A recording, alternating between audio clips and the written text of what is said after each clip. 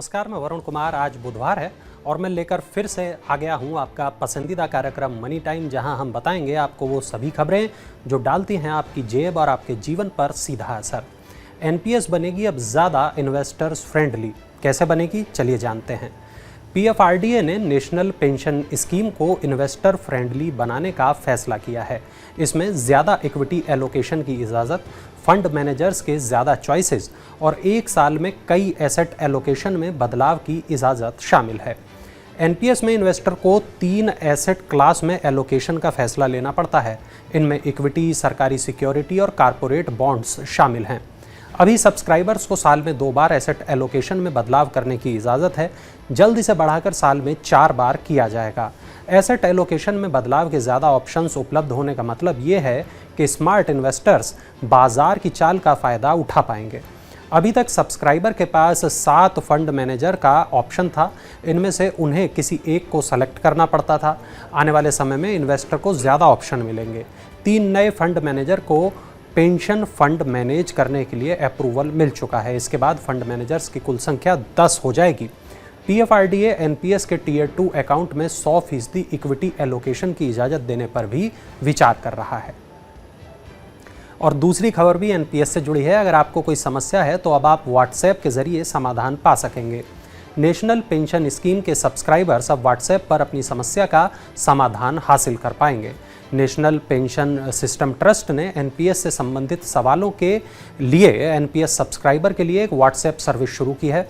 Subscribers 8588852130 पर संपर्क कर सकते हैं। सब्सक्राइबर्स अंशदान, ईएनपीएस, इन्वेस्टमेंट पैटर्न में बदलाव, एग्जिट और विड्रॉल से संबंधित ऑप्शंस से संबंधित अपने तमाम सवालों को सेलेक्ट कर अपनी समस्या बता सकते हैं। अतिरिक्त सहायता के लिए आप ईएनपीएस एनएसडीएल हेल्पलाइन नंबर 02224993499 पर कॉल भी कर सकते हैं। इनकम टैक्स डिपार्टमेंट ने चालू वित्त वर्ष के लिए कॉस्ट इन्फ्लेशन इंडेक्स को नोटिफाई किया है। आइए जानते हैं इससे क्या फ़ायदा होगा। इनकम टैक्स डिपार्टमेंट ने चालू वित्त वर्ष में अचल संपत्ति, शेयर और ज्वेलरी की बिक्री से होने वाले लॉन्ग टर्म कैपिटल गेंस का आकलन करने के लिए कॉस्ट इन्फ्लेशन इंडेक्स को नोटिफाई कर दिया है। Tax payers cost inflation index का उपयोग महंगाई को एडजस्ट करने के बाद पूंजीगत वस्तुओं की बिक्री से होने वाले लाभ की गणना के लिए करते हैं। वित्त वर्ष 2022-23 और आकलन वर्ष 2023-24 के लिए कॉस्ट इन्फ्लेशन इंडेक्स 331 है। Cost inflation index tax payers को long term capital gains tax की गणना करने में मदद करेगा। इससे वो समय पर अपना एडवांस टैक्स भी जमा कर सकेंगे। कॉस्ट इन्फ्लेशन इंडेक्स को आयकर कानून 1961 के तहत हर साल नोटिफाई किया जाता है।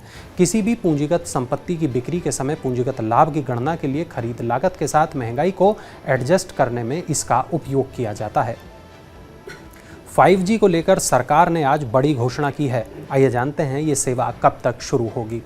केंद्रीय मंत्रिमंडल ने 5G स्पेक्ट्रम की नीलामी के तौर तरीकों को आज अपनी मंजूरी दे दी है। इसके तहत 72,097 मेगाहर्ट्ज स्पेक्ट्रम की नीलामी जुलाई महीने के अंत तक की जाएगी।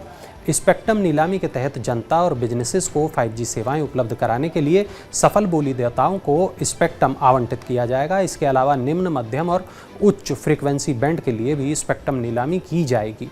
सफल बोलीदाताओं को अग्रिम भुगतान करने की कोई अनिवार्यता नहीं होगी। स्पेक्ट्रम के लिए भुगतान 20 बराबर सालाना किश्तों में किया जाएगा और ये अग्रिम किश्तें प्रत्येक वर्ष की शुरुआत में देनी होंगी। इसके अलावा बोलीदाताओं को 10 साल के बाद स्पेक्ट्रम वापस करने का विकल्प भी दिया जाएगा। एलपीजी गैस कनेक्शन कितना महंगा हो गया है, चलिए जानते हैं कि आपको कितना पैसा देना होगा। घरेलू एलपीजी रसोई गैस सिलेंडर कनेक्शन लेना 16 जून से महंगा हो जाएगा। पेट्रोलियम कंपनियों ने घरेलू गैस के नए कनेक्शन की कीमतों में इजाफा कर दिया है। अब 14.2 किलोग्राम वाले एलपीजी गैस सिलेंडर का नया कनेक्शन लेने के लिए 2200 रुपये की सिक्योरिटी देनी होगी। अभी एलपीजी गैस कनेक्शन के लिए 1450 रुपये देने होते हैं। अगर आप डबल गैस सिलेंडर का कनेक्शन लेंगे तो आपको 4400 रुपये खर्च करने होंगे। 5 किलोग्राम के सिलेंडर के लिए 800 रुपये की जगह 1150 रुपये देने होंगे। प्रधानमंत्री उज्ज्वला योजना के तहत रसोई गैस सिलेंडर लेने वाले ग्राहकों को भी झटका लगने वाला है। यदि इन ग्राहकों ने अपने कनेक्शन पर सिलेंडर को डबल किया यानी दूसरा सिलेंडर लिया तो उन्हें बढ़ा हुआ सिक्योरिटी अमाउंट देना होगा। गारंटेड बेनिफिट के साथ लॉन्च हुई LIC की ये खास पॉलिसी, आइए जानते हैं इसकी हर खूबी। भारतीय जीवन बीमा निगम ने अपनी गारंटेड बेनिफिट्स वाली खास पॉलिसी पेश की है। इस पॉलिसी का नाम है धन संचय प्लान। ये एक नॉन लिंक्ड गैर भागीदारी वाली बचत के साथ जीवन बीमा योजना है। ये सुरक्षा के साथ साथ बचत की सुविधा भी देती है। यह मैच्योरिटी की तारीख से पे आउट पीरियड के दौरान गारंटेड इनकम बेनिफिट उपलब्ध कराती है। LIC धन संचय प्लान 5 साल से लेकर अधिकतम 15 साल तक के लिए है। LIC धन संचय प्लान में लोन लेने की भी सुविधा मिलेगी। अतिरिक्त पैसे देकर आप राइडर्स भी हासिल कर सकते हैं। धन संचय प्लान के तहत कुल 4 तरह के प्लान पेश किए गए हैं। गिफ्ट और इंसेंटिव पर TDS के नियम बदलने वाले हैं जो 1 जुलाई से लागू होंगे। अगर आपका कोई बिजनेस है तो इस नियम को ठीक तरह जान लेना आपके लिए फ़ायदेमंद रहेगा। अगर सेल्स टारगेट पूरा करने या तय सीमा से ज़्यादा खरीदारी करने पर आपको कोई बोनस, इंसेंटिव, गिफ्ट या प्राइज़ मिलता है तो आपको उस पर टैक्स देना होगा। ये नियम 1 जुलाई 2022 से लागू होने जा रहा है। कई बार कंपनियां सप्लायर्स, कस्टमर्स, डिस्ट्रीब्यूटर्स, एजेंट्स या एसोसिएट्स को सेल्स टारगेट पूरा होने पर इंसेंटिव देती हैं। इंसेंटिव पाने वाला व्यक्ति को इस पर टैक्स चुकाना ज़रूरी है, लेकिन अब तक ऐसे मामलों पर इनकम टैक्स विभाग की नज़र नहीं होती थी, इसलिए कोई बिजनेसमैन इस पर टैक्स नहीं चुकाता था। इनकम टैक्स एक्ट के नए सेक्शन 194R में कहा गया है कि कोई व्यक्ति अगर दूसरे व्यक्ति को कोई ऐसा बेनिफिट देती है जिसका संबंध उसके बिजनेस या प्रोफेशन से है तो उस पर 10% TDS काटना होगा। इस सेक्शन के दायरे में tour package, free samples, gift voucher या कूपन्स या इस तरह के दूसरे बेनिफिट या इंसेंटिव आएंगे। अगर कोई व्यक्ति ऐसे इंसेंटिव या बेनिफिट को अपनी इनकम में नहीं जोड़ता है तो इनकम टैक्स डिपार्टमेंट असेसमेंट के वक्त इस पर इंटरेस्ट या पेनल्टी लगा सकता है। भारतीय रेलवे निकालेगी बम्पर भर्ती, जाने कितने लोगों को मिलेगा मौका।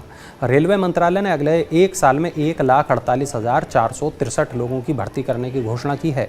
ये कदम प्रधानमंत्री नरेंद्र मोदी के अगले 18 महीनों में विभिन्न विभागों और मंत्रालयों में 10 लाख लोगों की भर्ती करने के निर्देश के बाद आया है।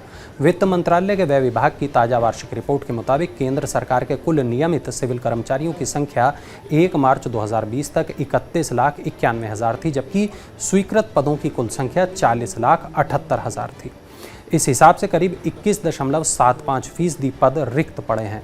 रेल मंत्रालय ने बताया कि 2014-15 से 2021-22 तक उसने कुल 3,49,422 लोगों की भर्ती की है। 2022-23 में 1,48,463 लोगों की भर्ती की जाएगी। सरकारी कर्मचारियों के लिए खुशखबरी है, अब कंप्यूटर मद में मिलने वाले कर्ज से आप iPad खरीद पाएंगे। सरकार ने अपने कर्मचारियों को कंप्यूटर मद में मिलने वाले कर्ज से iPad खरीदने की अनुमति दे दी है।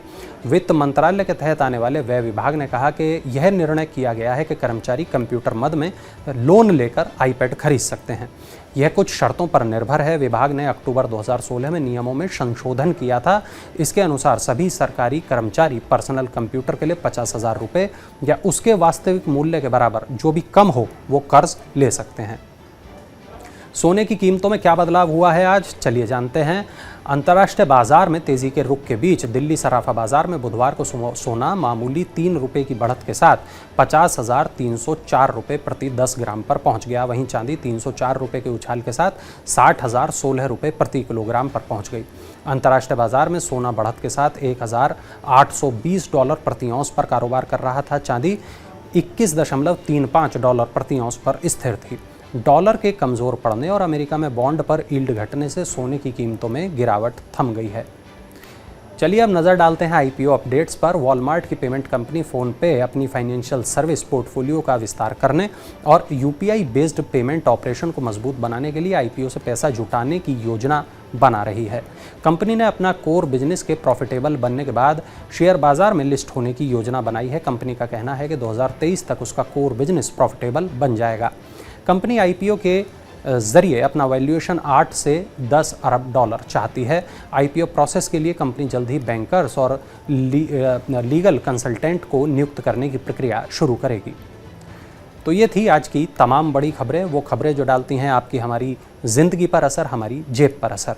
ऐसी ही तमाम बड़ी खबरों के लिए आप देखते रहें मनी टाइम, देखते रहें मनी 9 और चलते चलते देखिए हमारा ये खास इन्फोग्राफिक।